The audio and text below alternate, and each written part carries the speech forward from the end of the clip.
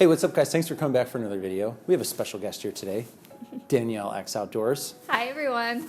Nobody watches this channel. Sure they do. I want to tell a very brief little story about the thumbnail icon for this channel. We were up north at my sister and brother-in-law's place near Traverse City, Michigan. And they're like amateur photographers. They do it on the side. And my brother-in-law was experimenting with this new light. They have this little like shed. Yeah, it's like an outhouse. Outhouse? That's Like a bathroom. It's like a shower outhouse. It's actually a guest house. He had me sit on this bench, totally dark, pitch black, and he had a light source. And I don't remember what he was doing, but he ended up taking the picture, and that was it. He was like, okay, thanks. And then like 2 weeks later, he sent me an email of that file with that picture, the one that is the channel icon. And he was like, here's your headshot. So that's Turned out really good. Yeah. But the reason why I'm telling that story is because he took a picture of her right after it. So she has one. She has a Danielle chrisxoutdoors headshot too. Cut out the outhouse. I'm not going to cut out the outhouse. You're like an outhouse bathroom. I know. They're gonna.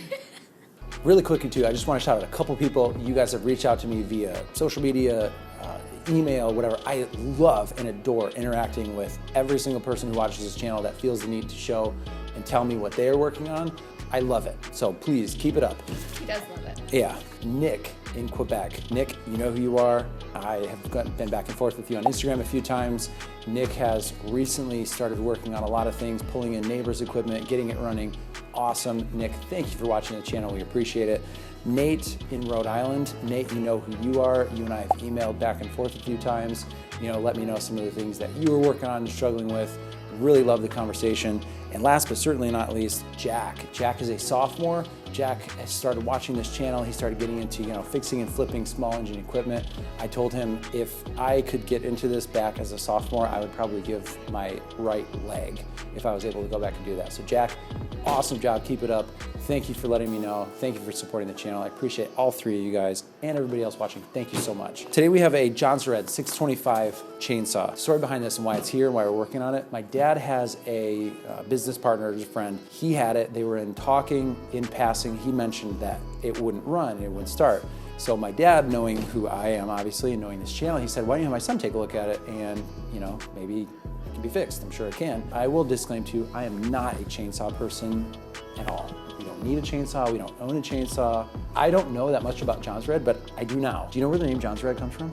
No. It is a village in Sweden, and Jonsered, from their website, claims that therefore it is no coincidence that the world's first one-man chainsaw was invented in Sweden in early 1954, precisely in Jonsered, a small industrial village located in the forest landscape a few miles north of whatever city name that is in Sweden. I don't know anything about it other than it just doesn't run anymore. I don't think there's any cylinder damage. I don't think there's any spark issues. I think it's just a fuel issue. It sat for an extended period of time and now it just won't run. We don't like the Chinese carbs. We don't like Chinese carburetors, okay? Comment below, are you a Chinese carb person or no? Are you a Chinese carb person? I don't know. Chinese. Am I? It's a very dividing question in this community. A lot of people love the Chinese carbs and a lot of people hate them. OEM, do you know what OEM means? OEM, original equipment manufacturer. I did know that. Yes, OEM. So like Briggs & Stratton, OEM, Briggs & Stratton, original equipment manufacturer. So Briggs & Stratton makes that part. Aftermarket, right? People that came in after Briggs made it, they start making it, right? Whatever. Chinese carbs, what they do is they will clone the carburetors and they will make them with like the cheapest materials possible. So they still work, but they're horrible because they're from China. I am not a Chinese carb fan at all. Are you? Team chrisx, so no, I'm not. The carb for this, if I was to get an OEM carb, just in case the carb kit wasn't good enough, it's like 80 bucks. And I think the saw is worth like $200 or $250, like in its condition now running. It's starting to enter into that territory where it doesn't make sense to put $80 into something that's only gonna double itself or just over double itself. I just don't like Chinese carbs. I'm sorry. I'm one of those weird people. There's like comment sections everywhere where they're like, yeah, I just bought a Chinese carb and I threw it on and the thing works great. They are only like 15 bucks though. That's the kicker. Yeah. They're like 80 for something that has made in USA on it, or 15 for something that says made in China on it. I support buying things that are made in the USA. Yes. Or Canada. Nick's from Canada. Nick, you're from Canada. And Canada and the United States are, you know, we're neighboring countries. So some of this stuff might be made in Canada. North America. North American carbs over Asian Chinese carbs. Okay, so the first thing I want to do is I want to check for spark. See if we have it. I think we should. This will be kind of like a two-part, not like a two-part video, but like 2 parts within the video. It'll be will it run? And then we'll just I'll kind of give you guys my general chainsaw maintenance tips. You know, just some basic things you can do. Wire mesh screens. These are really cool because I don't think these need replaced too often. Okay, a couple lights off. So maybe let's see if maybe it shows up a little bit better. Right in that cylinder there. I did not see anything. So that's good. That chain brake. Kill switch. Kill switch is on. Okay, little orange flicker. There we go.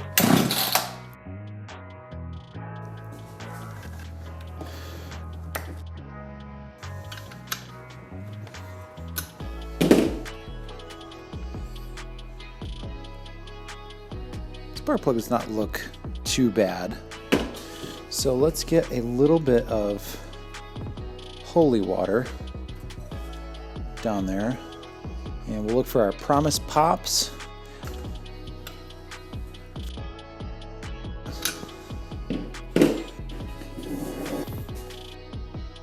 We'll pull this over. It'll fire and it'll run for, maybe 1 or 2 seconds, and then it will die.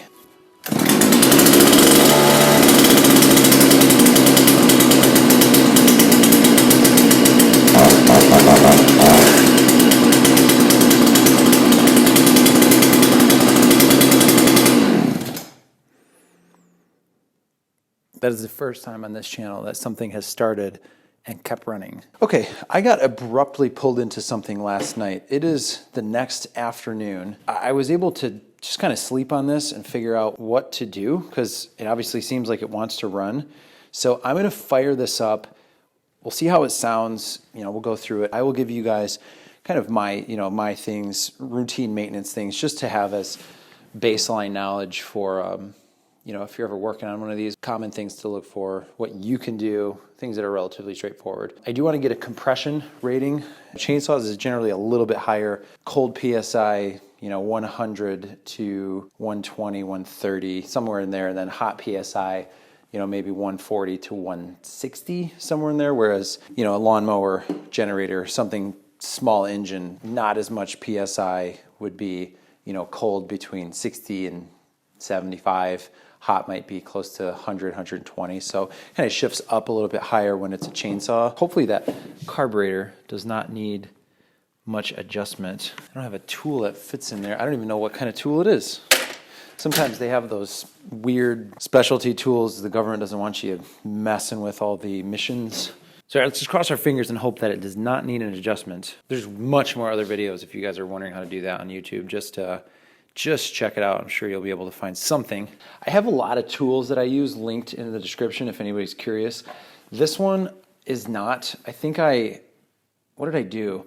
Oh yeah, so this compression test, I went to a auto parts store nearby, and they just got it in brand new. Like they got the rental tool in brand new, so nobody ever used it. When you rent tools for free from auto stores, you buy the tool and then you just bring it back when you're done and they refund your money. The price of it it's usually not as much as a real tool or as the tool brand new. So I just rented this one time and just kept it. So don't tell anybody.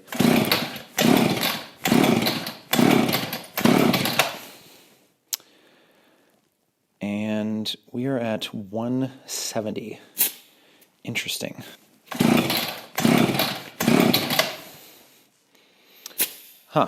Okay, let's let her rip. Get that garage door opened. Choke, kill switch off.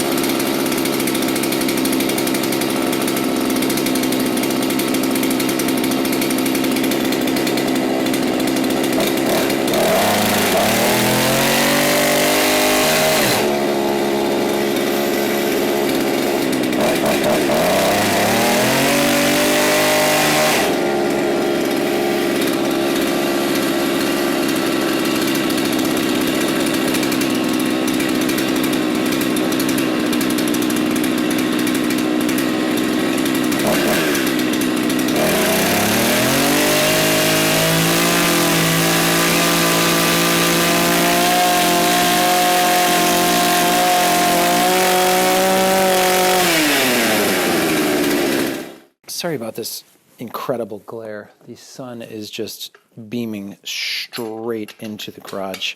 All right, let's get a hot PSI. Can't imagine it can be much more than 175.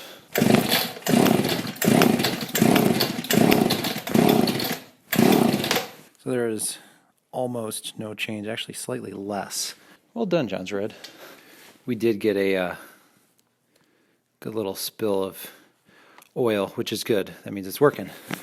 And it's oiling. It wanted to rev like crazy in the beginning. I think that throttle might have just been stuck. While it was doing that, I just kind of jammed it off and it stopped. And then also too, this chain brake, there's a lot of gunk and sawdust in there. It wanted to move forward, and when it locks, obviously that locks the chain from rotating. And when it's running, it's in a, pulled back position. So there's a little notch that wanted to walk forward when it was revving, and just kind of agitating it a little bit helped lock it. So that seems to be sorting itself out. Okay, so from a maintenance standpoint, just the obvious things. Check the air filter, check the spark plug, make sure that they are in good working order. Clean them if you can. I know people are big fans of hitting air filters with compressed air. Just make sure that you don't damage it doing that. Luckily, it doesn't need any major adjustment, just some fine tuning. Let's take this bar off. A lot of schmaltz that can get all caught up in there.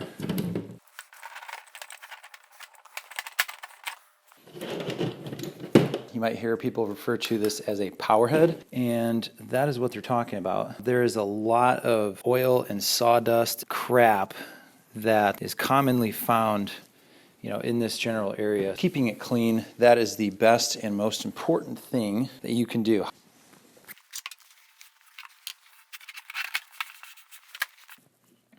Take the bar, there's what's called a nose sprocket. It's this sprocket here on the nose of the bar, nose sprocket. That helps guide the chain around. All you just want to do is make sure it rolls freely.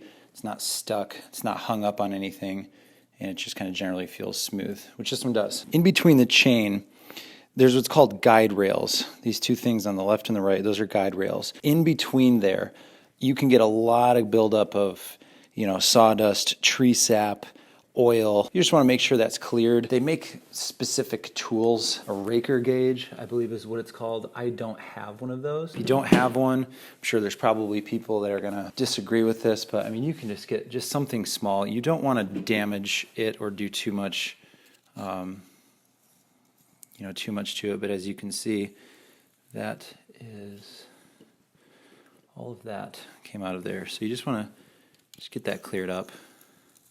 Again, use the proper tools. Don't use a flathead. I just don't work on chainsaws enough to have it.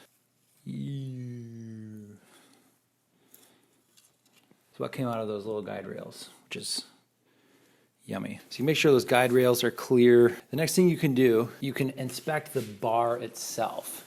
Now, the bar will have, you can get burrs. The bar can become bent. I'm just gonna kind of sight down it. And it looks okay. As long as it looks relatively straight to the naked eye, that's all that really matters. And then along these edges, you can find burrs. Feeling a bigger one right there. Let's see if I can zoom in on that just to give you the best experience possible. So I'm looking right there. That would be a burr. And if you can see, it's kind of just like a chunk taken out of it. See how there's like a, it's like this is one length, that's one length, and then kind of like dips. That's a burr. Everything else feels pretty good. That side, that feels okay. That feels okay. That feels okay. That's the only major one right there. I don't have a chainsaw specific file, but it is a file nonetheless. There's a coarse and a fine side. So I'm just gonna take the fine side and just hold it flat.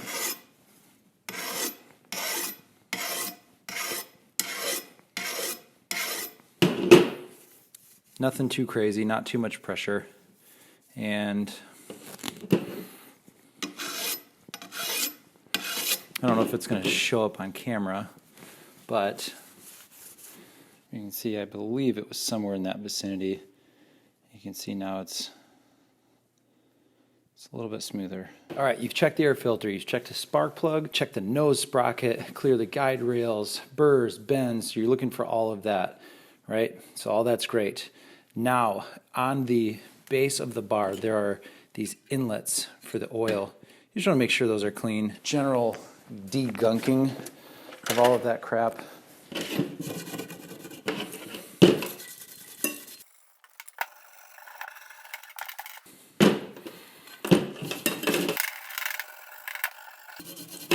There's two inlets. You just want to make sure those are clear. So that is a lot better than what we started. We got a lot of that crap out of there. Before you start working on the power head, if you do have the air filter off, just take a clean piece of paper towel, just get it in there, and you're gonna prevent anything major or large from falling in there. And then if you don't know it falls in there, you put it all back together, fire it up. Whatever that thing is or things are that fall in there is gonna get sucked in, and it could do some pretty lasting damage. Before we dip into this a little bit, if you have an air compressor, it really helps. Just kind of knock all this off. Again, just make sure that that inlet is covered. Otherwise, just make sure the thing's covered.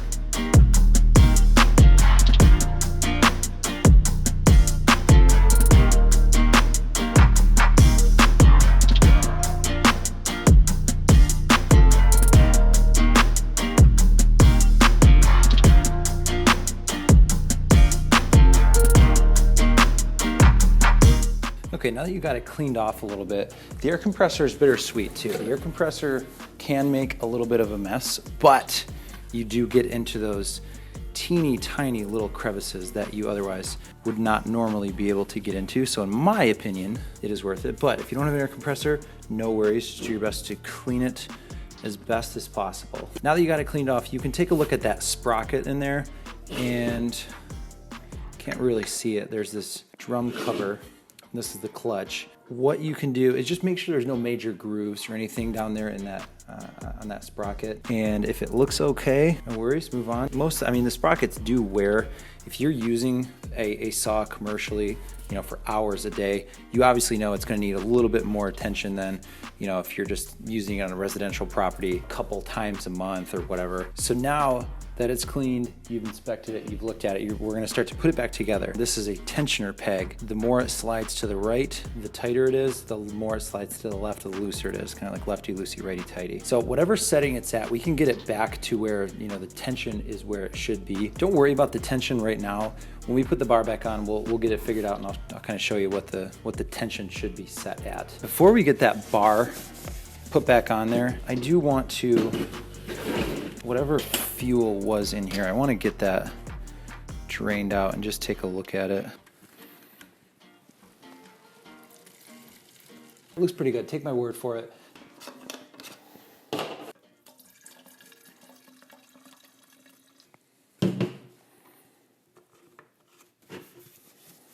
So now you're ready to put the bar back on. Here's something that I want you to pay attention to. If you notice this bar, whether it said steel or echo or total, whatever, if you see that flipped upside down, that actually is a good thing. What somebody was doing before that, you have to rotate this the same way you rotate car tires. You want to rotate it to make sure that the wear is even. When you see it flipped upside down, it is actually a positive thing. So now we're going to put the chain back on. I want you to pay attention too, because the chain can go on backwards. See how that tooth right there, it's angled forward, right? See how the back is flat and then the top is angled. That needs to be traveling down that way. That's what's going to make the cut. If you put it on this way, it's kind of like a lawnmower blade. It'll still it'll still make its way through whatever, but if you see that's the flat side, and if it's going down that way, you are really not going to do yourself any favors by putting it on that way. So make sure those little teeth are pointed forward.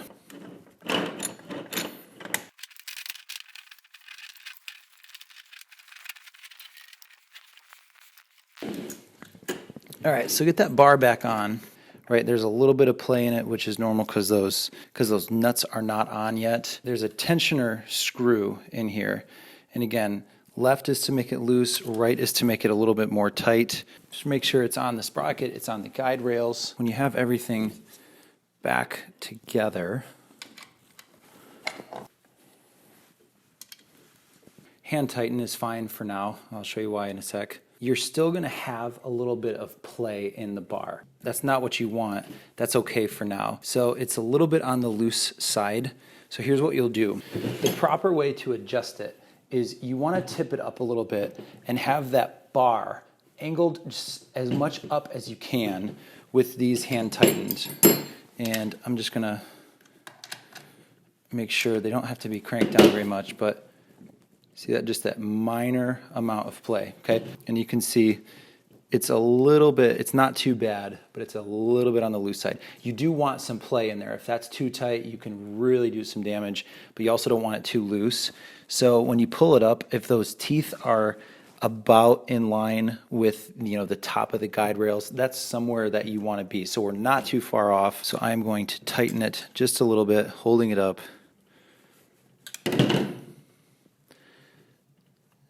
I think I went a little bit too tight. Okay, and you remember these are not fully tightened, so when I crank these down, that's going to tighten it even a little bit more. So just to get extremely nitpicky, you want it a little bit on the loose side, or almost loose. And then when you tighten those down, that should tighten it up just a hair. So that's good. Good there.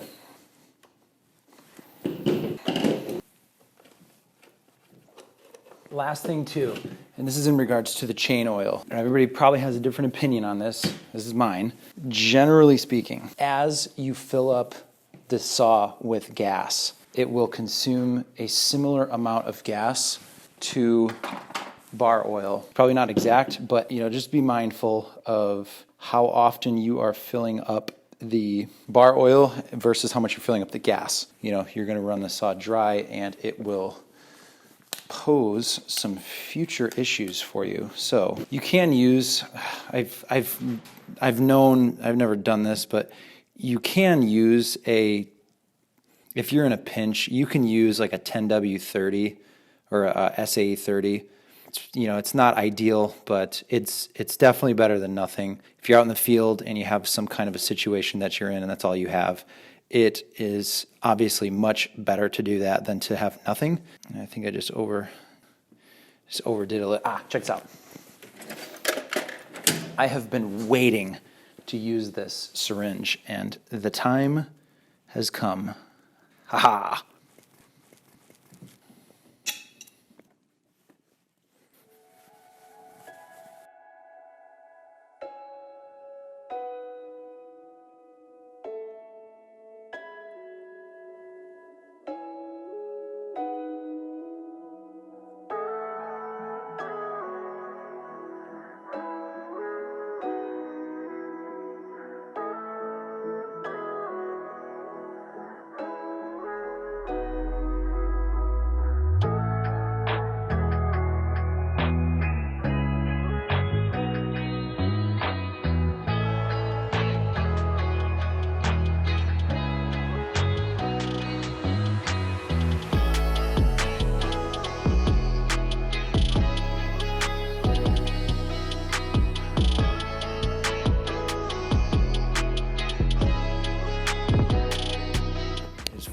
have it set to 80.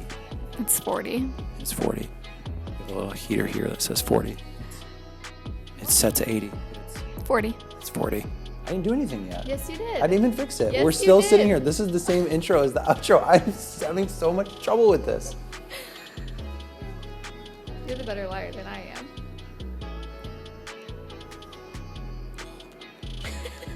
Thank you for watching. I appreciate it. If you have any questions, leave them down in the comments. The engagements on the video really help. So if you're not a person that hits the like button, but you liked the video, you're the liar. Rude. Hit that like button. Smash it. Everybody says smash it, but you don't really smash it. You just have your thumb and your phone and you just touch it. It's a touch screen. You're not Wreck-It Ralph, okay? So don't smash it. Don't smash anything because you don't want to break it. That would be disadvantageous to you as the viewer, having to now purchase new electronic equipment. Do your thing. Don't do that. Don't smash it. But press it. If you haven't pressed the like button right now, what's wrong? This is gold. This is gold. Or if you didn't like the video, but you're still watching this far, I don't know what to say about that either. Yeah. That's weird. That's weird. That's really Don't do weird. that. Why are you watching this You can't get at the this time point back. and you're not hitting the like button? Just like it. Just like the video. Support is so appreciated. We should do a podcast, the Chris X Outdoors, the Danielle X Outdoors podcast. Follow me on my channel, Danielle X Outdoors. If you want to hear us chat more. That's not a channel yet. January 28th, 2021. That is not a channel. January 29th, 2021. It is a channel. What's stopping you from January 28th? It's only 8:25 p.m. You have 3 hours and 35 minutes left in the day. What's stopping you from making it tonight? We are Christians and we are going to watch The Chosen. The Chosen. I'm not cutting that out. What was that film? The Chosen. Chosen. What's The Chosen? It's a show about Jesus's disciples. If you are into content like this, consider subscribing. Hit the channel icon that's like hers from the beginning. I guess if you're a regular watcher of this channel, comment below if you want this figure in the intros and outros. The last thing that I do is I jump out and I cover the camera because that's what a lot of people do. That's what I do. So you have to hold it so I can cover the camera. All right, guys, thanks again for joining. Later. Bye. Oh!